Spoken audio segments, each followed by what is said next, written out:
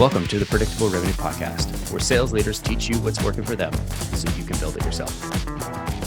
This episode of the Predictable Revenue Podcast is brought to you by our sales coaching and consulting services. Are you looking to create repeatable, scalable, and predictable revenue?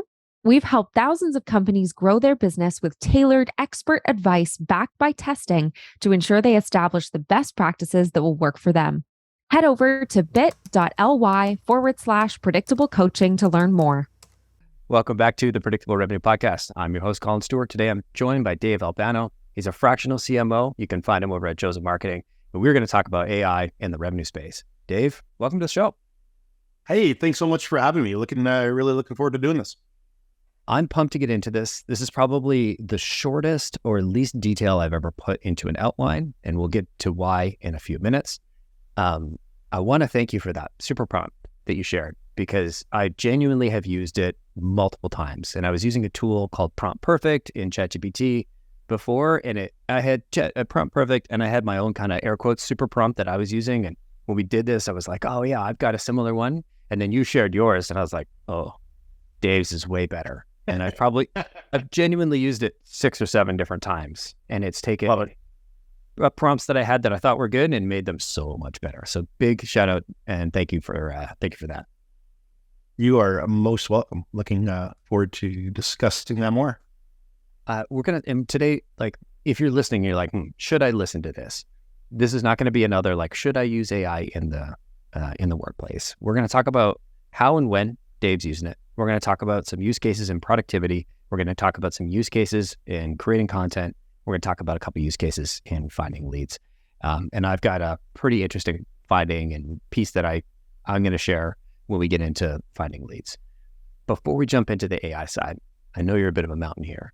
Talk to me about the last mountain that you climbed. It's funny you ask that, because I've had this mountain on my hit list forever. So I'm in sunny Calgary, Alberta. I believe you're in Vancouver, right? Mm-hmm. Fellow knucklehead. I'm in Calgary because it's in the shadow of the Canadian Rockies, which are spectacular. I've climbed all over the world, and no matter where I go, I always come back to the glory of the Canadian Rockies, and I'm always duly impressed. So there's, if your listeners out there are familiar with Banff or Lake Louise area, which I know you are, that's kind of like our Aspen or Vail, but better. I'm biased though. I'm a self-proclaimed mountain snob. So Lake Louise, a couple valleys over, is an even more spectacular lake, if you can believe it, called Moraine Lake. And it's usually overrun with tourists in the summer season and whatnot. So I recently went a couple weeks ago after Labor Day. So once all the tourists started to dry up, I had the entire peak to myself. So it's in this valley called the Valley of the 10 Peaks. And there's literally 10 glorious snow-capped mountains surrounding this lake basin. And one of them is Mount Babel. On there's this side outlier attached to this mountain called the Tower of Babel. And it's super short. It's not that technical. If you don't have any experience, it's not advised, but I did it without ropes. I'm mainly a scrambler. I've done high altitude technical stuff. I'm currently climbing the 7 summits, which is the highest peak on each continent, for example. And that's why I live in the shadow of the Canadian Rockies. So I have that as my training ground. So that's a long-winded answer to say Tower of Babel is my last one. It was short, but absolutely majestic, towering over Moraine Lake and the Continental Divide. True spectacular. Wow. And it is, I was just talking with my kids. I showed them a picture of Moraine Lake last week, and they were, because I grew up in Calgary, or in between Vancouver and Calgary, and Lake Louise, Banff, Jasper is just some of the most beautiful part of the whole country. And Moraine Lake has to be one of the top lakes in terms of beauty in the whole country. In the whole world, even. And that's not what's that word? Superlative or whatever. It's not.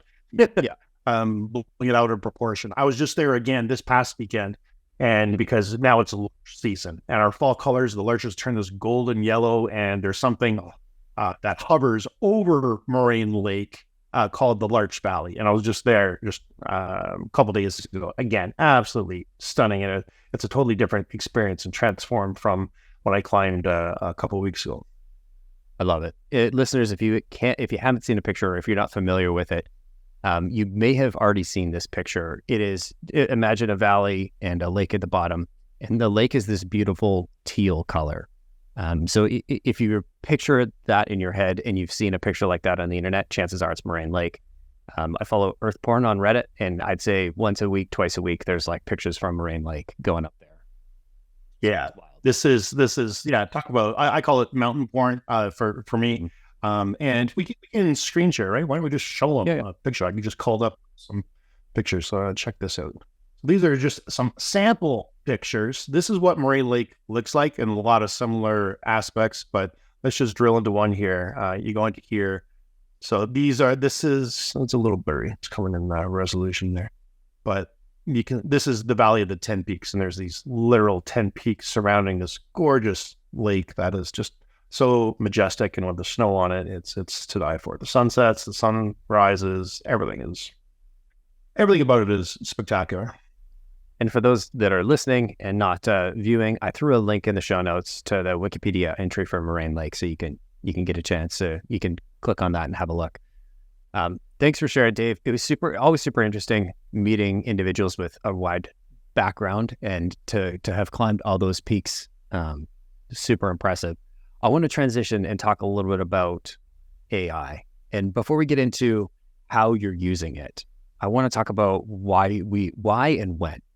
I have seen so many SDRs sitting in front of ChatGPT and write me a message that I'm pretty confident if you put a similar amount of time into writing that message, they probably would have gotten a similar, if not better response, or a better email out of just doing the work themselves. I'm not saying this as anything negative about ChatGPT or any of the AI tools. There's a time and a place. And there's a certain amount that goes into, in my experience, creating a good prompt with enough context, even with your super prompt, with enough context to write a good email. And so I'm curious, how do you think about why and when to use AI?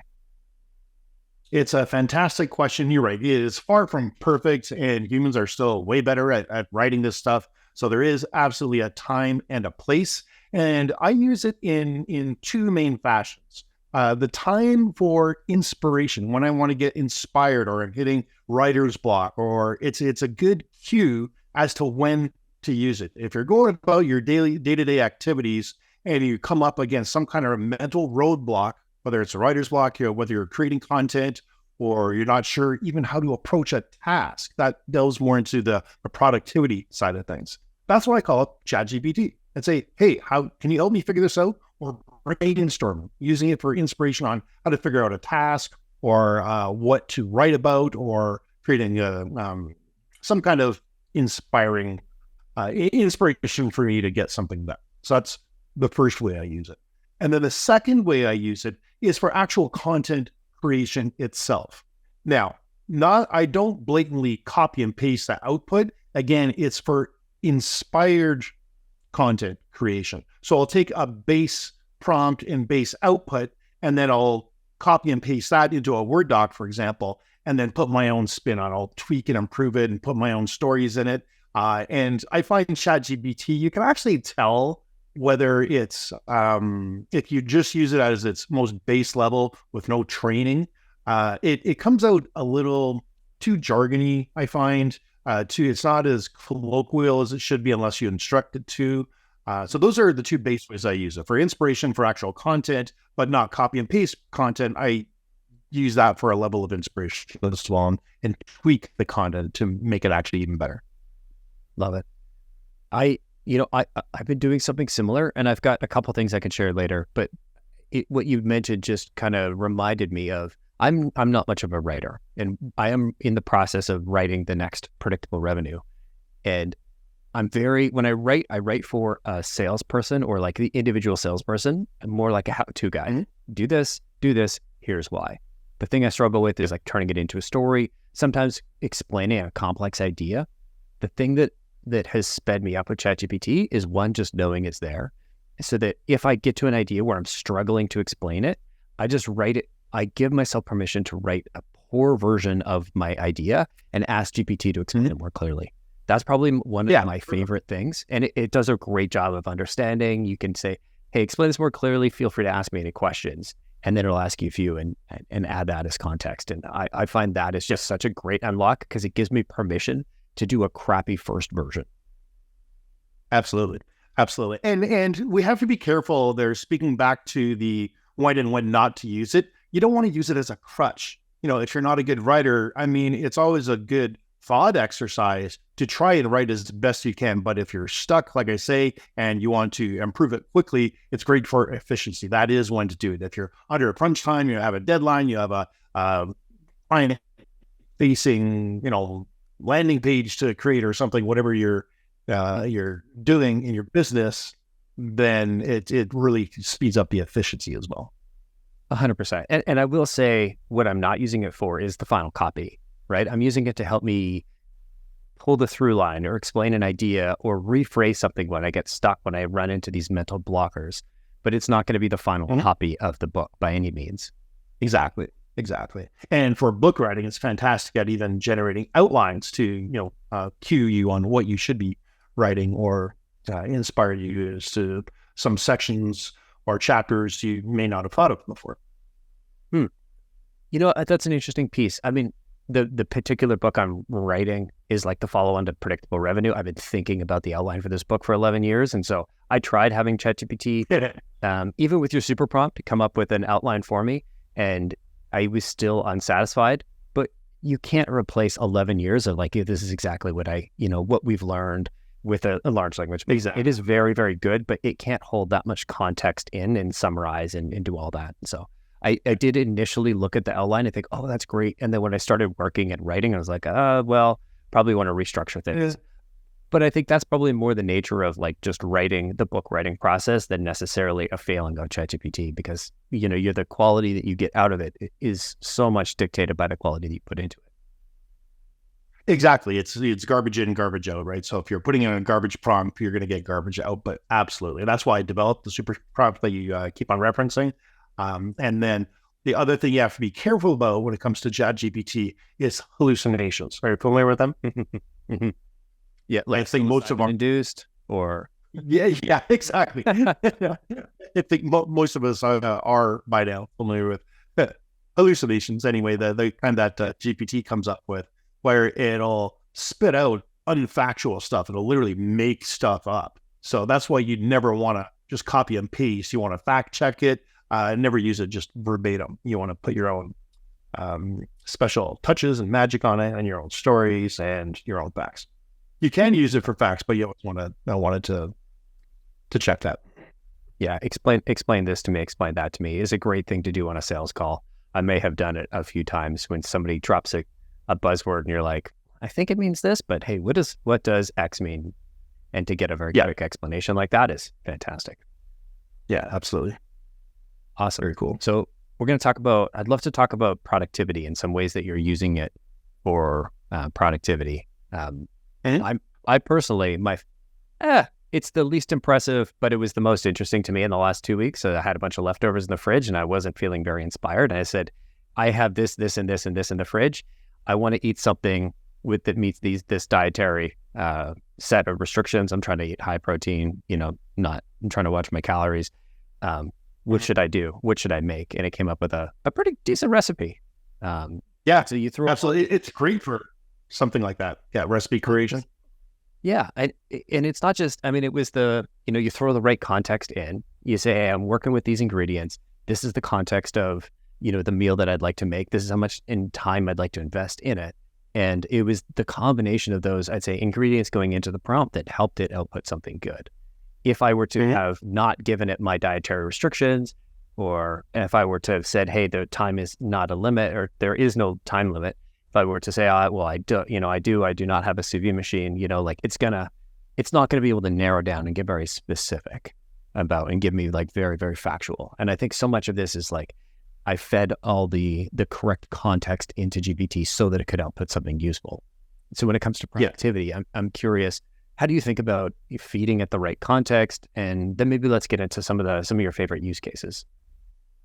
Okay, fantastic. Great question. And that was a great example too of personal productivity. of, hey, I've got stuff in the fridge. I'm not creative necessarily, and sending me out a recipe. Fantastic, right? Within this timeline.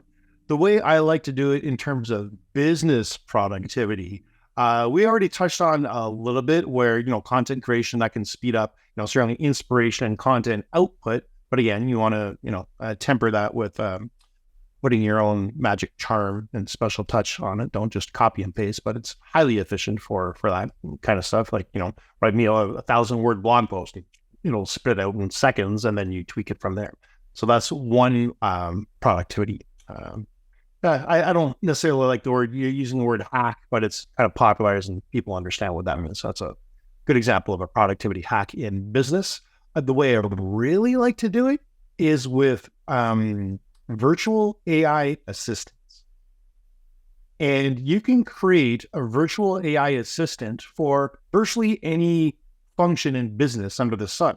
So let's say you need a world-class email copywriter, or a funnel builder, or even code, because ChatGPT can even spit out code, right? You can create an AI assistant with just nothing but, and this topic is AI in general. There's a lot more to AI than just ChatGPT. We're focusing on one tool here because it's fairly ubiquitous. Everyone has had a chance to play around with it and experience it, hopefully.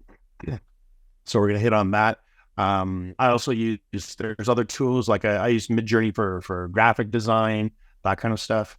But when it comes to ChatGPT, you can even start to combine the tools where you have an AI assistant who maybe is a graphic designer with a good prompt to create a graphic design AI assistant specializing in Midjourney. So you create the prompt in ChatGPT, right? Now it gets a little Inception, right?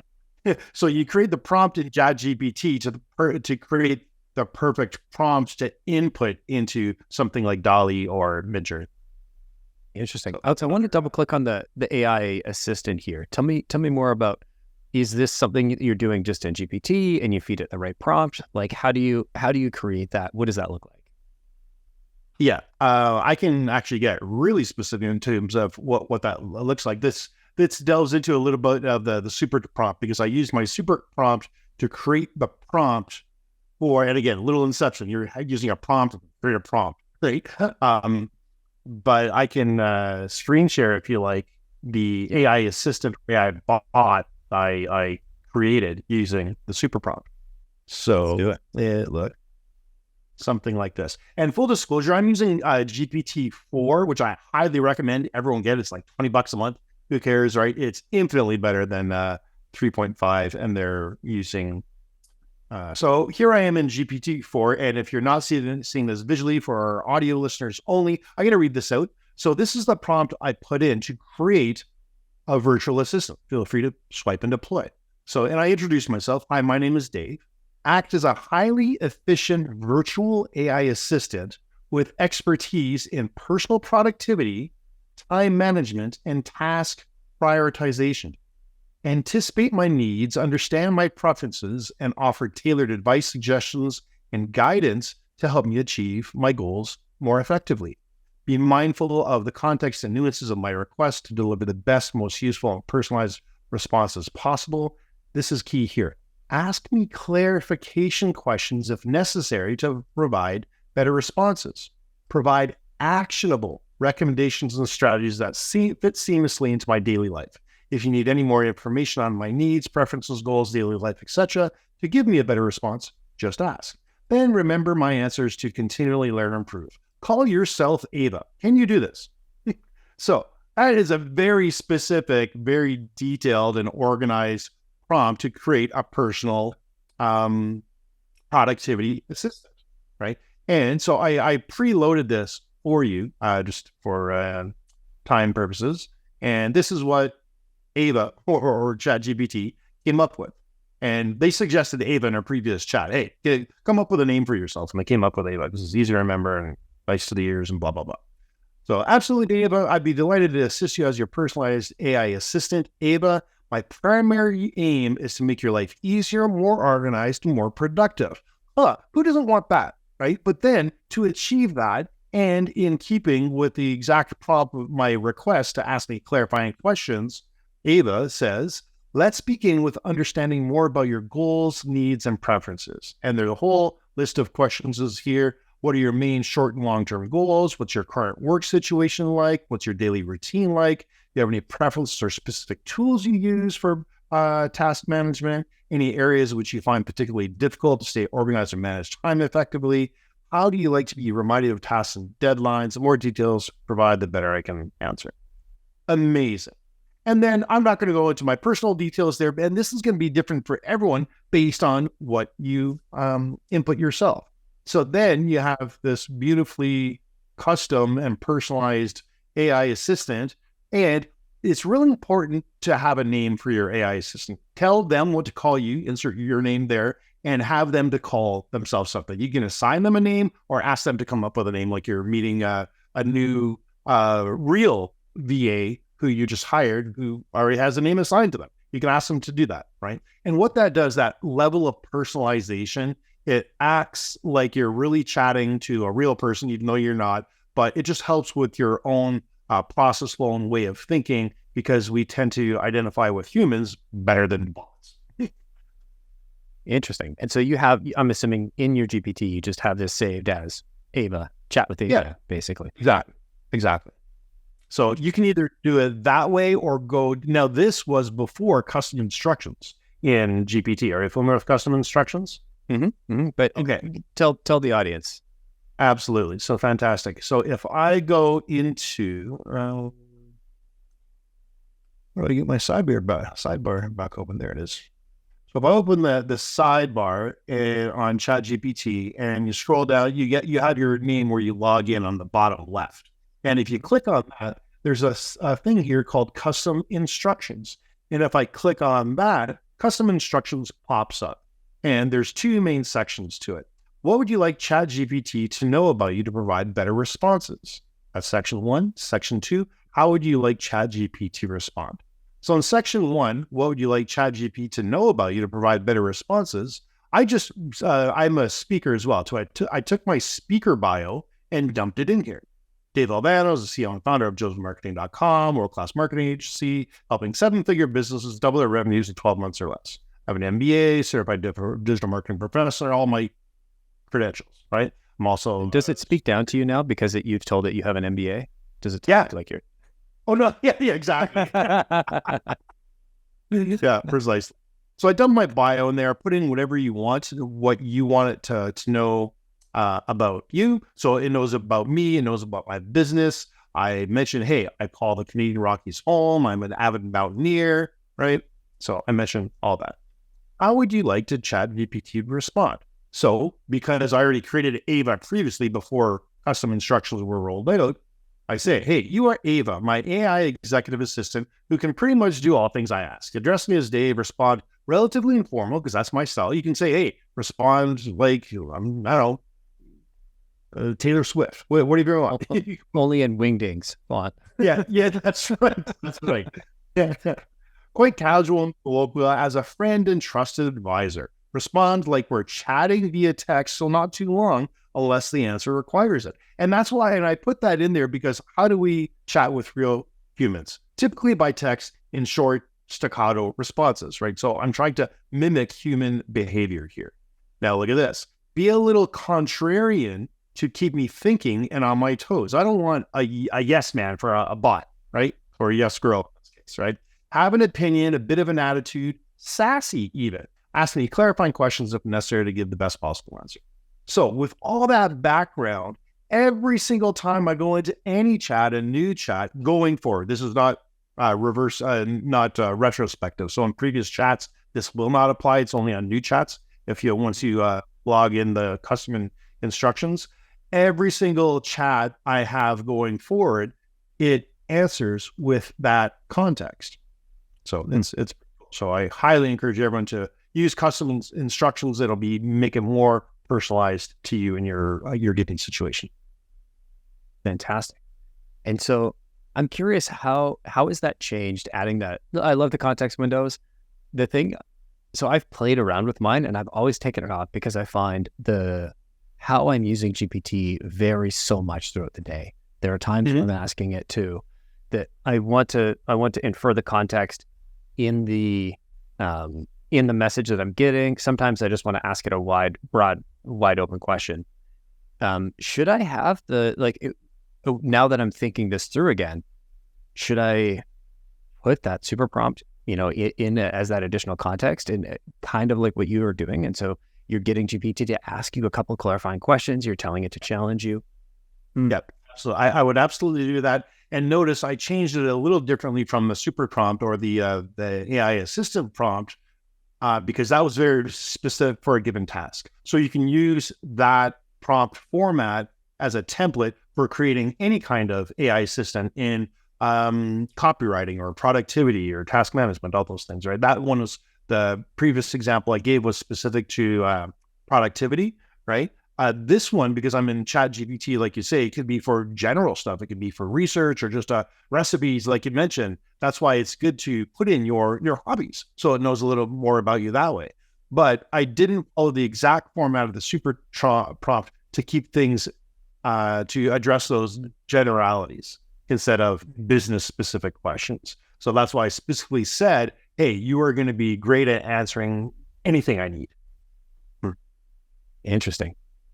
I love that, because I could see in different worlds. I mean, you've got the one context or custom instructions that say this is how you are going to be most helpful, and then for each individual kind of chat you have going, you can just say you've got Ava, you've got Scarlett, you've got whatever. I think I would personally go and name them after like all the great AI characters. And I had to look it up. I'm not good with movies and people, but the film Her with Scarlett Johansson. Yes. I love that. That was a fantastic movie. Amazing movie. And then there's the other one where the AI is like a more physical. There's iRobot. That's more AI meets robotics. Yeah. Anyway, this isn't a movie podcast, but if you haven't seen Her, or I highly recommend checking it out. And so for creating an AI assistant with the custom instructions, and you're giving it the kind of that super prompt, you could seed it. Like, what's your favorite that you've done so far? Like, I see the personal assistant. That makes sense. I'm curious, what are some highlights? What are some of your favorites outside of the personal assistant?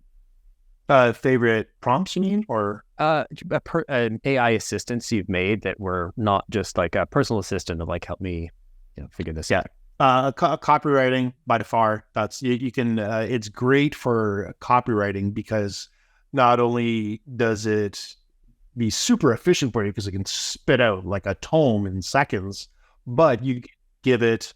And I think most of your listeners probably know that, but I like it because you can tell it to act in a certain writing style. You can write in the style of Mark Twain or John Hemingway, or write in the style of Tom Clancy, or insert awesome author here, right? If you whatever writing style you like.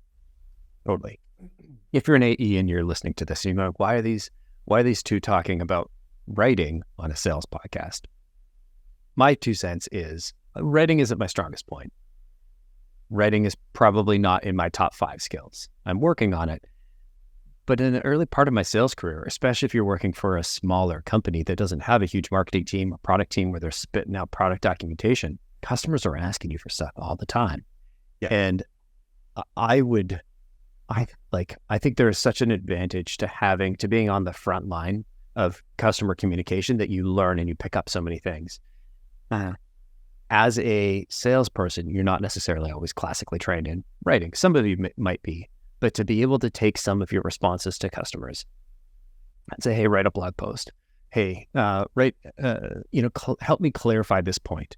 Help me create some content around this question that a customer is asking. You could take that question, you could give it the link to your website or the link to the page and say, hey, ChatGPT, answer this question for me, or what would be the best way to frame up the response to the question and fully answer what the customer's looking for. And so absolutely. This is kind of the reason why, as I see that our AEs and sales folks are spending more time as mini content creators. And I think it's super helpful to be able to spend a few minutes to train a bot to do this right, so that you're not doing it over and over and over again. Well, and if I can just pick up on that thread of, hey, why are we talking about books and writing on a sales podcast? If I can connect the dots for some of your listeners, Writing is sales. It's used everywhere. Think of on a sales page. You got how many authors do you know that have world-class businesses that they launched through a book, right? Look at SEO and right, exactly. Case in point. And look at SEO and blog writing, and whether it's user-generated content or any kinds of content creation. You need to write video scripts for YouTube if your medium is video. All these things involve writing, which are directly tied to sales in a business capacity. So there's huge implications there. 100%. And to zoom in even farther, if you're an AE, an SDR, one of the things your marketing folks or anybody on LinkedIn is going to tell you is to start building the brand. And one of the biggest bottlenecks for me was always my writing ability. I had great ideas, or at least ideas that I thought were great, and perspectives that I wanted to share. But I found the time it took, the juice wasn't worth the squeeze, because I would get stuck on, how do I frame this? And then I'd sit there for 7 minutes on something that doesn't really add that much to the article, and I'd just get stuck and I'd spin. Now that I give myself permission to write a very crappy first draft, and I have ChatGPT to rely on when I need to, hey, help me explain this differently, or explain this in more clearly, is probably something is the most common thing I will say to ChatGPT. It's like, here's an idea, explain this more clearly, or rearrange this. Yeah. The ability to have an AI chatbot sitting there in your GPT and say, hey, help me write an article about, or a short blog post, or a LinkedIn post about X, a LinkedIn post about Y, and just have it automatically spit out is extremely powerful. Absolutely. And from a sales perspective, let me supercharge that idea even more on how you can use ChatGPT for objection handling. If you took in, which is directly tied to sales, of course, more objections you can handle, more sales you're going to make, and more objections you can overcome. So what if you took your FAQs, your most frequently asked questions, your most frequent objections you come across as a salesperson, pump those into ChatGPT and ask them, say, hey, what's the best way I should be able to handle them? Or can you write me a script on handle this objection? Or pump in all your objections that you have in a list form and turn those into FAQs, and then put those on your website. Oh my gosh, that's a beautiful use case for that. And it ties directly to sales. I have a question that I'm confident I know the answer to, but I want to ask it because I think if I'm thinking this, I wonder if the audience is considering this as well. When I write a chatbot, or when I provide it the context and I'm having a chat, I think of all of these as kind of one-off chats. How much context is preserved in these? Is the chat, say you go through that initial prompt in the chat, are you doing this brand new every time? Or do you just have these on the left-hand side where you're like, I've got Ava for copywriting, I've got Ava for objection handling, I have Ava for X, Y, Z, and is all of that saved and persistent across, or do you need to start fresh every time? Yeah, you basically need to start fresh every time. Like you can have, like for Ava, for example, if you have an assistant, you can have a pretty long thread if you're constantly going into the same chat, right? Mm-hmm. And to refresh at some point, they do tend to forget if it's way, way back in the thread. So every now and then, here's a nice tip for you, is say, hey, do you remember our previous chat? And it cues ChatGPT to remember. It'll scan everything we talked about and say, yes, I do. Here's a summary of everything we talked about, even though it's a giant thread long, and I have some pretty long threads that I scroll every now and then for that reason, because they're so long. Hey, can you summarize what we previously discussed? Just to make sure they remember, it cues them. And with that summary, then you know that, yes, they're still on track and they can reference everything. But it's only contained, that memory is only held within that single chat. Right. And so once you've provided it those instructions, you will go back to it from time to time and use it multiple times. It's not a brand new AI bot that you're training every single time, but Correct. Your advice is to check with it. Hey, do you remember our previous conversation? Yes. And I'll do that because I'm a marketing agency with many clients. I'll have a separate chat per client when I'm using ChatGPT or Ava. It could be Ava-Client1, Ava-Client2 as the chat name. So they remember everything specific to that client. And I don't have to retrain it every time. That's a great use case as well to do, to explore. Interesting. Okay. Thank you.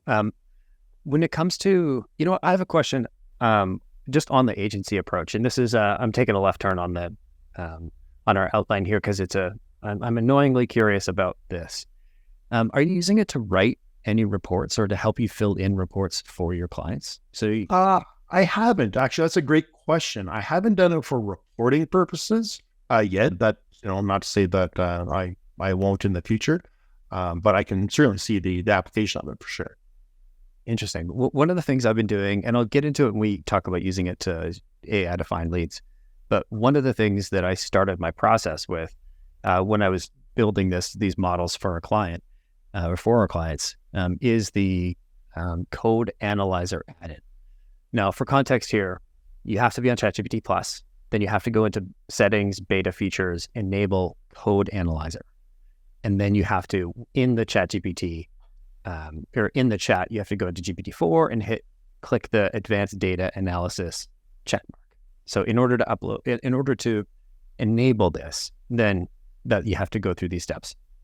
But then what it allows you to do is upload a spreadsheet and say, okay, for example, one thing I did with one of our customers was I took a list of all of their existing and past customers, opportunity. So Dave, I appreciate the talking about how we use it to create content, how we use AI for productivity. I'm curious, this is a sales podcast. We have a bunch of avid sales folks listening. They want to know how we use it to find customers, find leads. Do you just go into GPT and type, hey, find me some leads? Yeah, exactly. That's exactly the context. I want the Glenn Gary leads, man. I want that. Right? I wish you were there. That simple. Yeah. This is where some of what I discussed earlier ties into this very conversation, because remember our custom instructions. So the more you feed into ChatGPT, the more it knows about your particular situation, the better it's going to be able to help you. So be sure to fill out those custom instructions, including what kind of business you run, what kind of leads you're looking for, what kind of avatar you're targeting. We haven't even spoken about avatars. That's a huge part of the sales process, of course. Really delving, you can use a ChatGPT to really flush out your avatar a little more and ask it their needs, wants, fears, aspirations, those kinds of things. Their common issues and obstacles that you can better serve them, all kinds of things, just from an avatar perspective, right? So you feed all of that into GPT so it really knows who you're looking for to find the custom leads that you need. But because I knew you were going to ask this question, Collin, I took my super prompt, which this might be a good segue to introduce the super prompt and how I used it for this particular application and how every single one of your listeners can do the same. I love it. Let's do awesome. All right, so let me share my screen here. I'm not going to read everything on my screen just for the viewers who don't have that. Technically, they'd be listeners, but there you go. You know what I meant. Yeah. Where are we here? There we go. Okay, so I'm in GPT-4 here, and this is my super prompt. So feel free to swipe and deploy. And actually, I'll give you a link to Collin for your listeners and viewers where they can download this as well. It'll just be, so my website is josephmarketing.com. It'll just be josephmarketing.com/super prompt. So you can go there and get this for you. Okay, so here is the super prompt itself. And it's super because it's a prompt to create a prompt. So it's a little Inceptionist. If you remember the Leo DiCaprio movie about it's a dream within a dream and within a dream. That's why I call it Inception. So this is a prompt to create a better prompt, because back to our garbage in, garbage out statement, it goes like this, and I quote, act as a prompt engineer for ChatGPT. You always want to call it a role or what it's trying to do, right? So that's where that's coming from. Act as a prompt engineer for ChatGPT. I will state what I want in a base prompt, and you will re-engineer it into a better prompt that will yield the best and most desirable response from ChatGPT.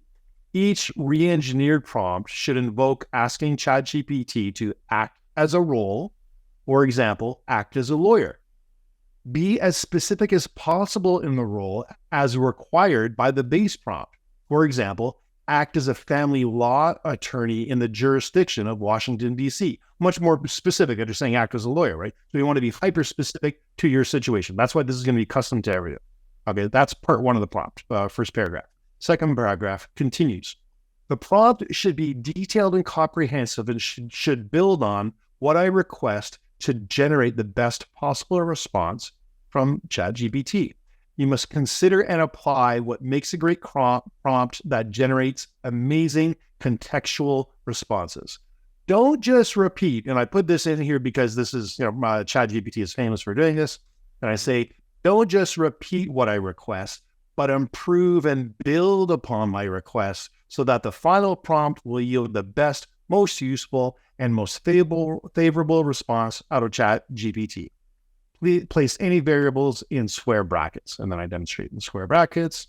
And here is a prompt that I want you to re-engineer and make the best possible, : that's where you insert and put your base prompt in there. In this particular example, I said, my base prompt is, and I quote, a prompt to find me more leads for my agency, because that's what our discussion was. How can I find more leads for my agency? In this case, Joseph Marketing.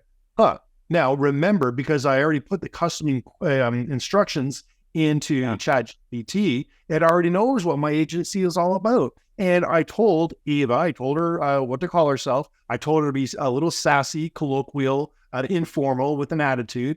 And she says, hey, Dave, love this prompt game we've got going. So you want leads? Let's up the ante here. Very informal, then that's how I like to deal with people. Right?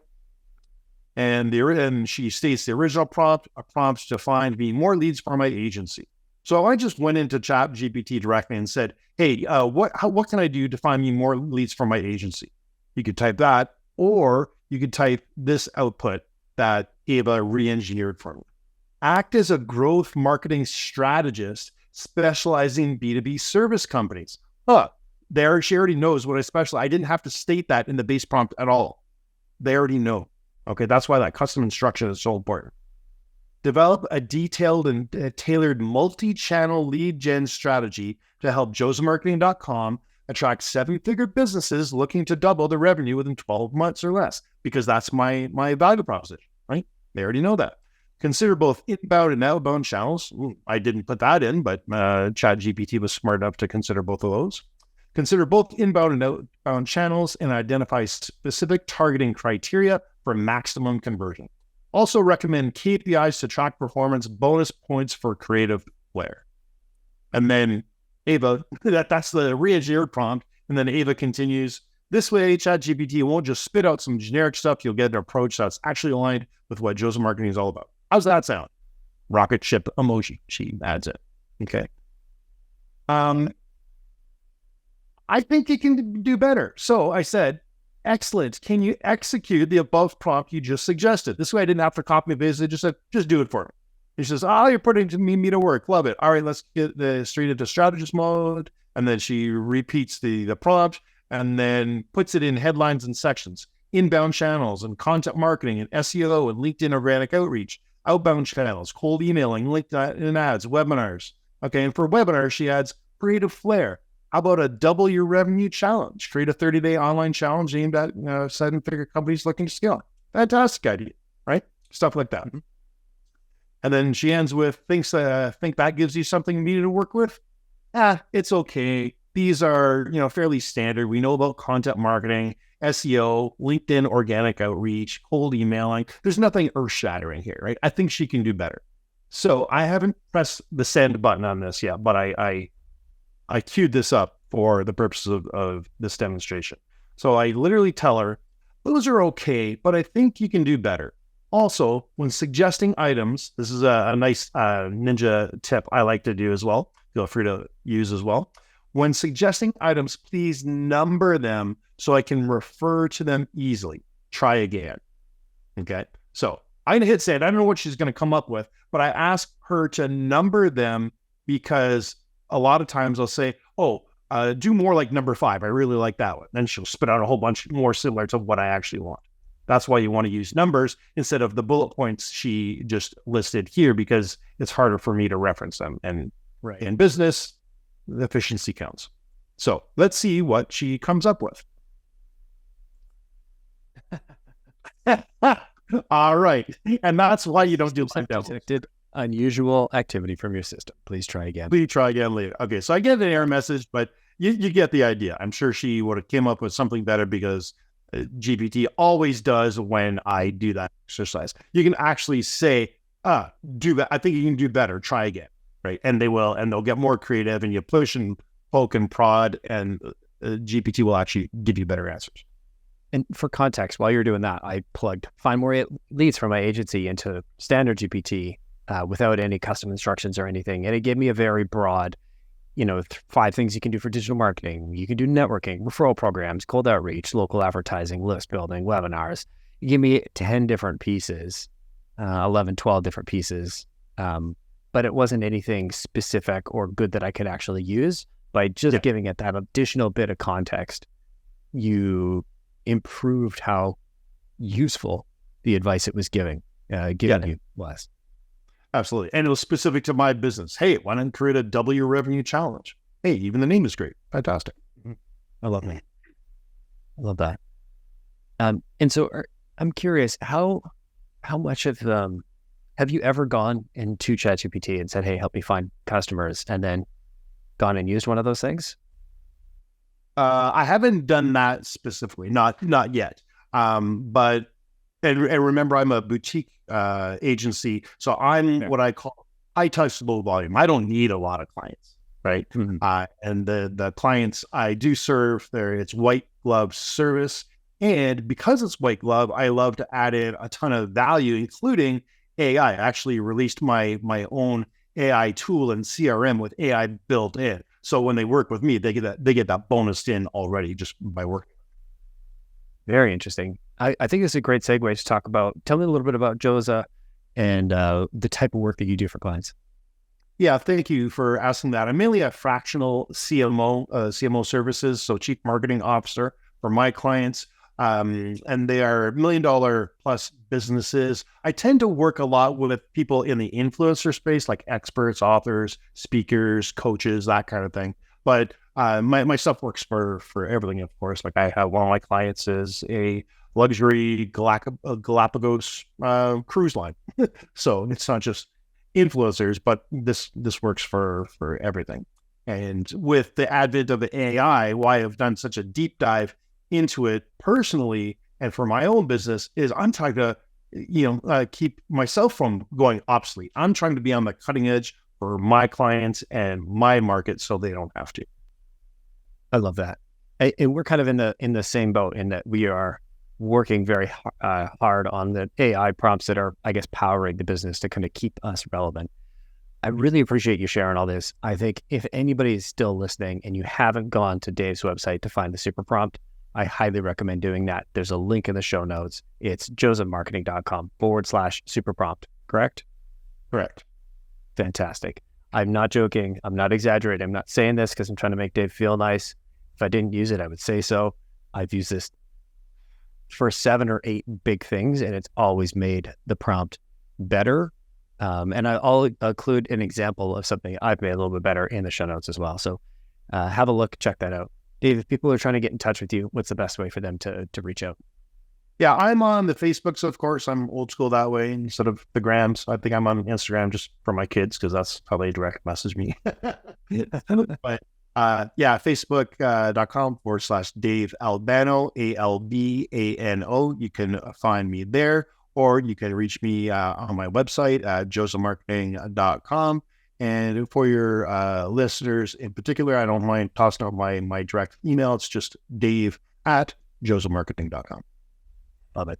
Dave, thank you so much for coming on the show, and thank you for sharing the super prompt. Genuinely, I use it multiple times a week, so I appreciate it. Love it.